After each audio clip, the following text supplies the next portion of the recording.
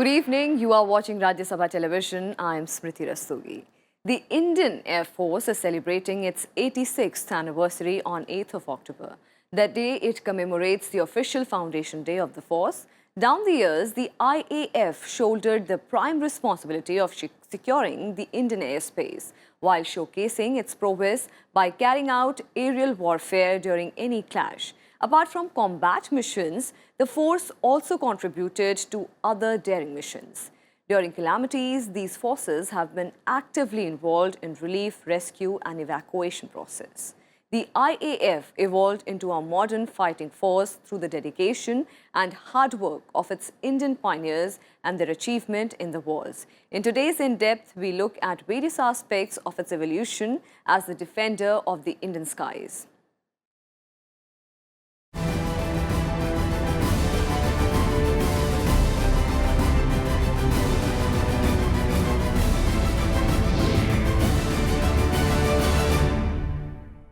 The 86th Indian Air Force Day saw a grand parade cum investiture ceremony at the Air Force Station at Hindon in Uttar Pradesh on Monday.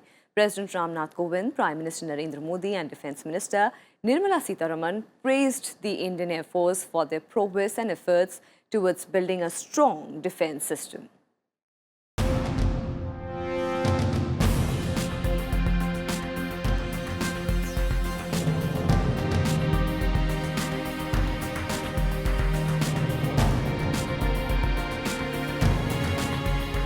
The Indian Air Force celebrated its 86th anniversary, showcasing its fighting prowess and flying power.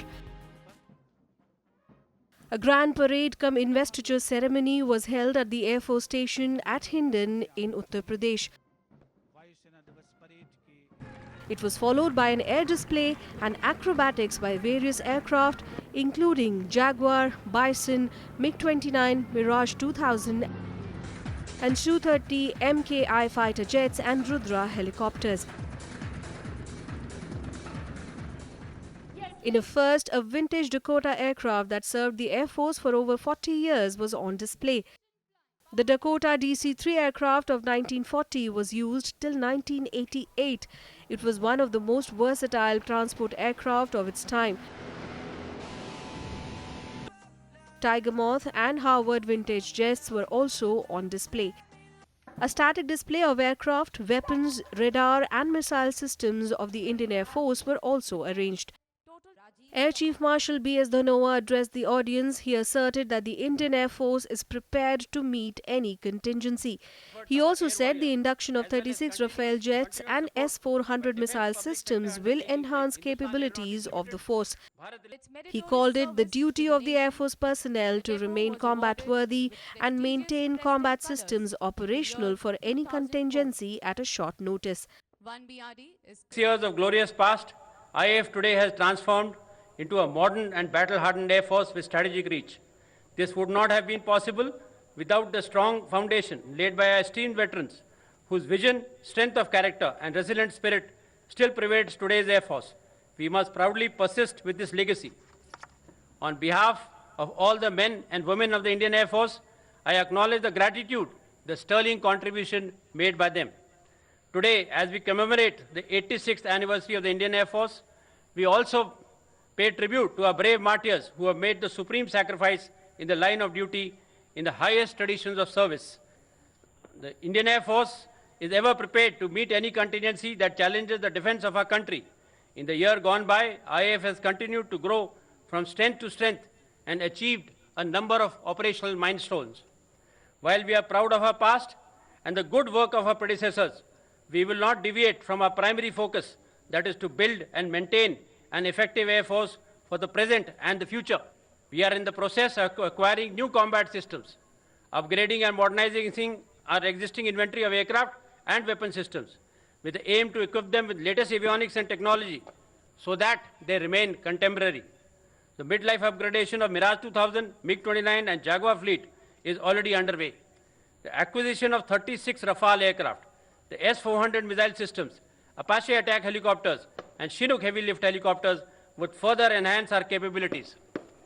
The ongoing induction of Tejas light combat aircraft, Spider surface-to-air missile, medium-range surface-to-air missile and our state-of-art precision weapon systems are part of our larger modernization program. The Air Chief Marshal said the Indian Air Force has been actively supporting the government's initiatives for growth of regional air connectivity under the UDAN scheme. He added 45 new routes had been cleared through military airspaces, while 33 defence airfields were opened for joint use to accommodate civilian flights. The Air Chief Marshal said the Kerala floods this year saw 23 aircraft and 25 helicopters of the IAF in action. In the last 1 year, IAF has been actively involved in providing rescue and relief to cyclone, flood and landslide affected areas of the states of Kerala, Tamil Nadu, Tripura, Nagaland, Karnataka.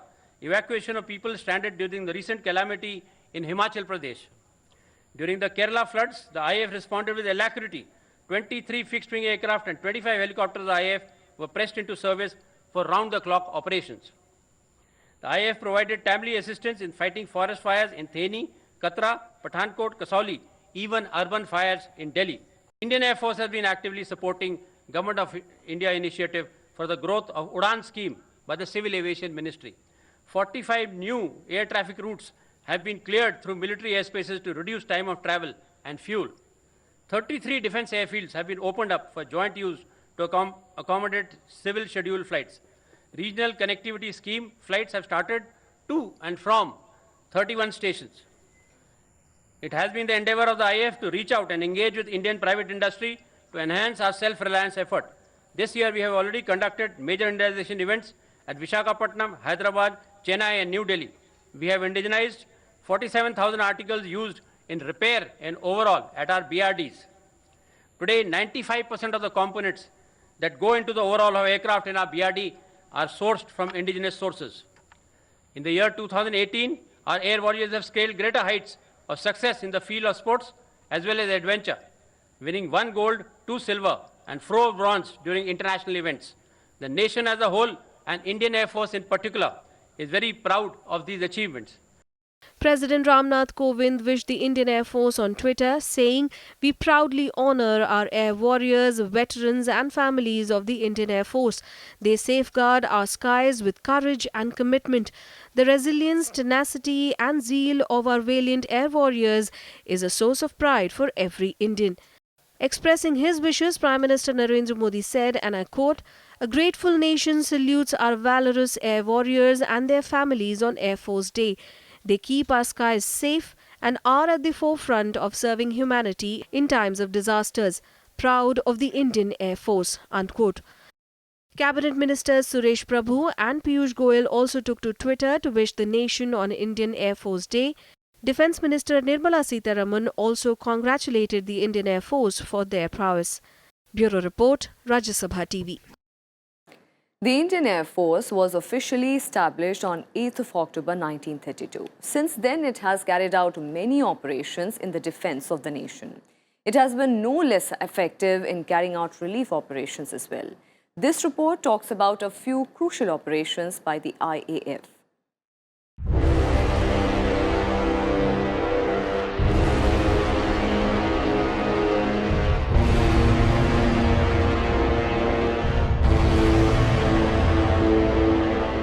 Fighter jets that fly faster than the speed of sound and the valor of servicemen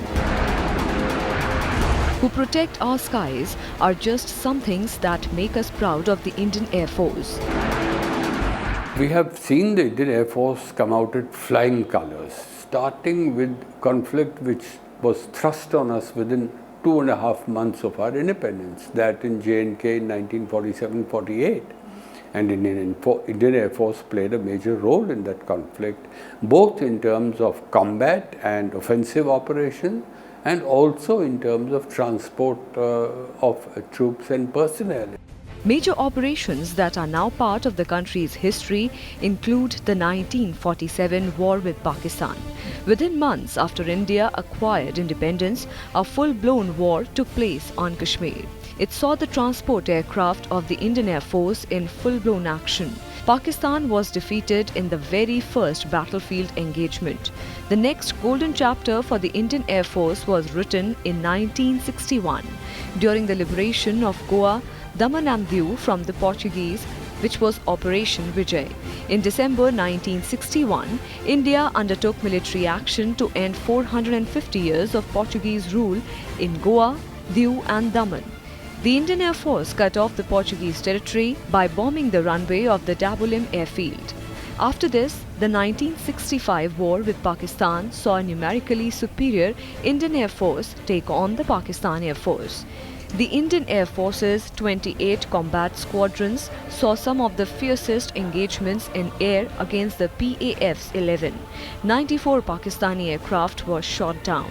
The 1971 war revealed the true air-air combat capabilities of the MiG-21. 1984 was a year of Operation Meghdoot, under which the Indian Armed Forces captured the world's highest battlefield, the Siachen Glacier. The Indian Air Force helped Indian troops to gain two-thirds of the glacier.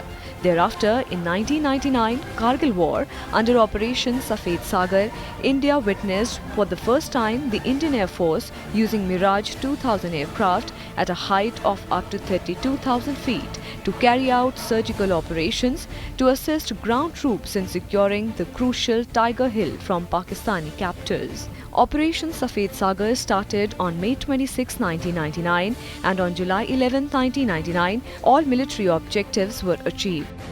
Indian Air Force has played a very major role. In '62, it took part in transport operations, helicopter operations to support our troops. It was decided the combat elements would not be used. Likewise in '65.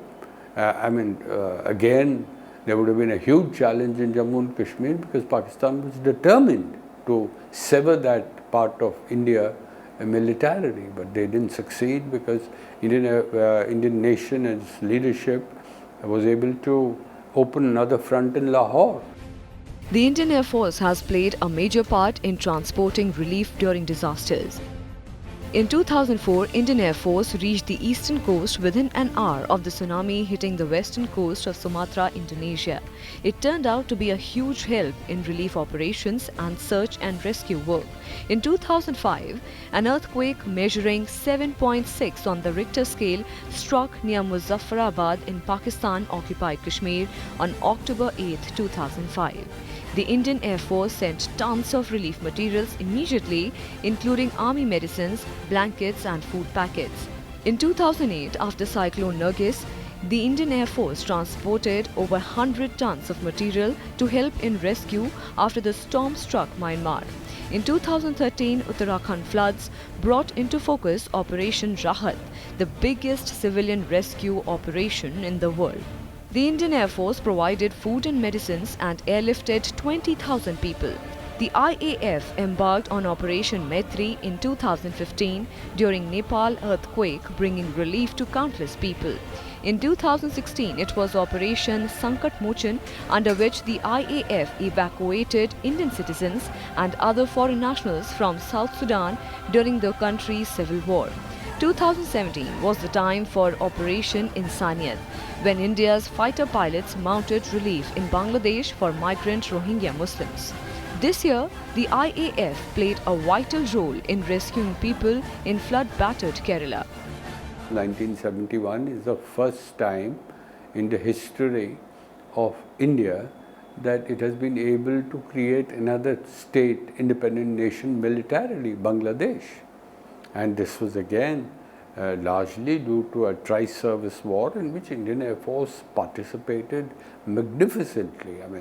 To its entire credit, but the other two services say that war would have been very difficult to win without the Air Force. The Indian Air Force has evolved as a modern fighting force through the dedication and hard work of its Indian pioneers. It has played a vital role in bringing laurels to the country. Bureau Report, Rajya Sabha TV. The Indian Air Force has been upgrading and modernizing its fleet to meet emerging challenges. Currently, it has aircraft of Russian, British, French, Israeli and US origins, along with indigenously made aircraft. Here's a look at the best fighter jets and helicopters of the Indian Air Force that are securing our skies.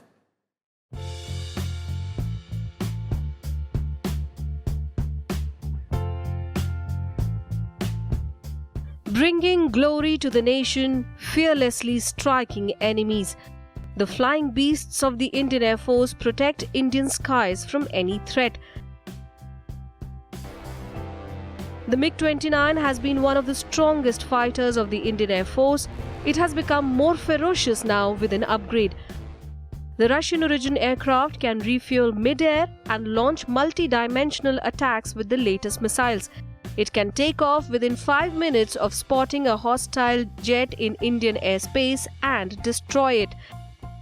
The upgraded MiG-29 had a crucial role in the Kargil War of 1999. It was deployed at the Adampur Air Force Station, about 100 kilometers from the Pakistan border and 250 kilometers from the China border. The Sukhoi Su-30 MKI is a twin-seater, twin-engine multi-role fighter of Russian origin. It has been built by India's HAL. It's a heavy, all-weather, long-range fighter with a maximum speed of 2,500 kilometers per hour. It carries a 1x30 mm GSH-31 autocannon. The Sukhoi Su-30 MKI can carry a variety of medium-range guided air-to-air missiles. The Mirage 2000 is a single-seater air defense and multi-role fighter of French origin. Powered by a single engine, it can attain speeds of 2,495 km per hour. It carries two 30 mm integral cannons and two Matra Super 530D medium-range missiles. It can also carry two R-550 Magic II close combat missiles on external stations. The MiG-27 is a single-engine, single-seater tactical strike fighter aircraft of Russian origin. It is licensed produced by Hindustan Aeronautics Limited. It has a maximum speed of 1,700 km per hour and it carries a 23 mm 6-barrel rotary integral cannon. It also carries up to 4,000 kg of other armament externally. The MiG-21 Bison is a supersonic jet fighter and interceptor aircraft and the backbone of the Indian Air Force. This February, it became the first fighter aircraft to be piloted by a woman, Flying Officer Avani Chaturvedi. However, the government is planning to phase out the MiG-21 Bisons by 2019 and replace them with Tejas, the light combat aircraft manufactured by the Hindustan Aeronautics Limited.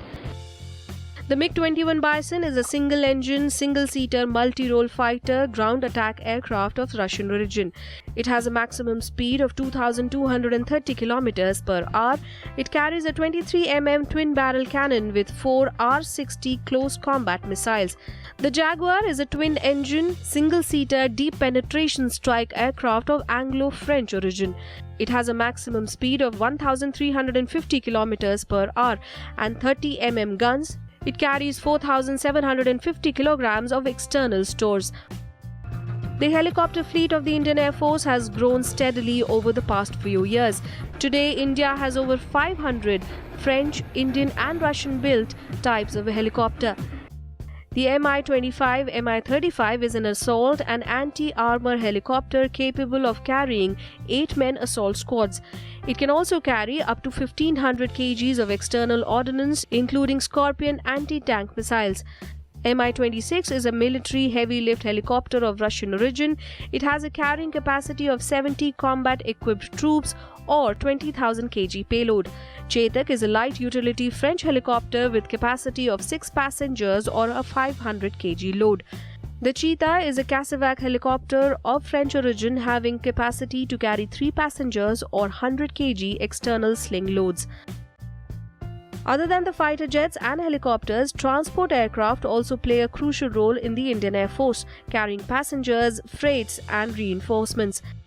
Aircraft like the Avro, C-17, IL-76, etc. are capable of performing paradrop, heavy drop and casualty evacuation, etc. Currently, the government is acquiring HAL Tejas light combat aircraft and Assault Rafale from France to further strengthen the Air Force. With inputs from Leena Sharma, Bureau Report for Rajya Sabha TV. The Indian Air Force came into existence in 1932 under the British rule, and on 1st April 1933, it commissioned its first squadron with 5 pilots. Since its inception, it has helped India win several wars and has participated in many international wars and humanitarian missions. Let's take a look at the journey of the Indian Air Force. On October 8, 86 years ago, the Indian Air Force came into being under British rule. It was established as an auxiliary air unit of the Royal Air Force with the enactment of the Indian Air Force Act 1932 and adopted the Royal Air Force uniforms, badges, brevets and insignia. On 1st April 1933, the IAF commissioned its first squadron, the No. 1 Squadron, with 4 Westland Wapiti biplanes and 5 Indian pilots. The Indian pilots were led by RAF Commanding Officer Flight Lieutenant Cecil Boucher. Its first flight possessed a strength of 6 RAF trained officers and 19 Hawaii sepoys. The IAF was mainly involved in strike, close air support, aerial reconnaissance, bomber escort and pathfinding missions for the RAF. The first 5 pilots commissioned into the IAF were Harish Chandra Sarkar, Bhupendra Singh, Azad Baksh Awan, Amarjit Singh and Subroto Mukherjee. Subroto Mukherjee later went on to become the IAF's first Chief of Air Staff. Its first test came during the World War II, where it played an instrumental role in blocking the advance of the Japanese army in Burma. Strike missions against the Japanese air bases in northern Thailand were also carried out. In recognition of the services rendered by the IAF, King George VI conferred the prefix Royal in 1945 and the IAF became the Royal Indian Air Force. India's partition led to the partition of the military forces as well. The Royal Indian Air Force was divided into a reduced Royal Indian Air Force and a new Royal Pakistan Air Force.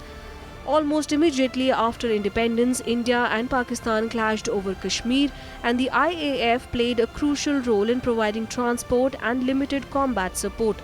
As India became a republic in 1950, the prefix Royal was dropped and the force became the Indian Air Force. Continued tensions with Pakistan also led to a significant expansion of the Air Force in the 1950s with the procurement of aircraft from Britain and France. After the 1962 war with China, the Indian government decided to strengthen the armed forces. This meant increasing the squadron's strength, indigenous aircraft production and procurement of aircraft from abroad. India found a supplier of modern aircraft in the then Soviet Union, and the military supply relationship with the country became vital to the IAF after the 1960 Sino-Indian conflict. 3 years later, the Indo-Pakistani War of 1965 saw the Indian and Pakistani air forces engaged in large-scale aerial combat against each other for the first time since partition.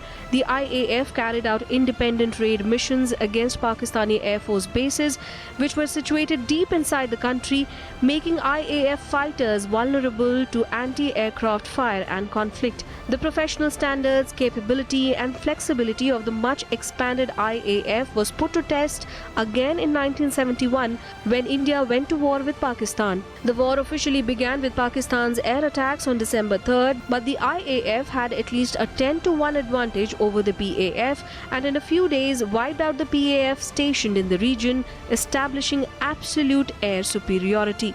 In the 1999 Kargil War, the Indian Air Force provided close air support to the Indian Army with the use of helicopters. The IAF strike was codenamed Operation Safed Sagar. Based on its operational experience, the IAF has 5 major missions. These include the air defense of India, the top priority for the IAF, which is that no enemy planes should be allowed to enter the Indian airspace. Strike missions.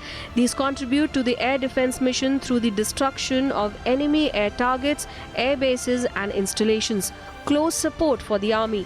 This mission depends on the army's needs, the air situation and the availability of aircraft. Airlift. Airlift involves transporting supplies for the IAF and the army, airlifting troops and delivering paratroopers. Strategic and tactical reconnaissance, where a small number of aircraft are devoted to this mission, which are controlled by the civilian government, not the Indian Air Force. Over the years, the Hindustan Aeronautics Limited has built more than 2,400 aircraft of different types, including 12 designed indigenously. Most combat aircraft have been produced through collaboration and acquisition of military technology from the former Soviet Union, Britain, France, Germany and the United States. For effective command and control, the IAF has 7 commands under which there are different stations and units located at various places throughout the country. Bureau Report, Rajya Sabha TV.